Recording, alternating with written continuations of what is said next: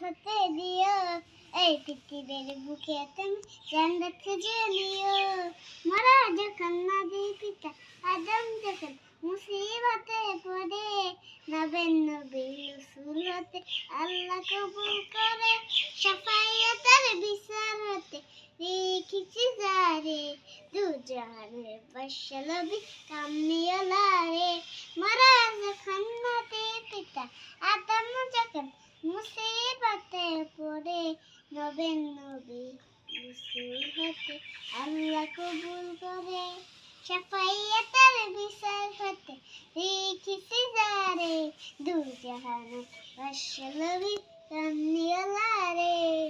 দু জাহানের বর্ষালবি কামলিওয়ালা রে। মরা যখন আদি পিতা আদম যখন মুসিবতে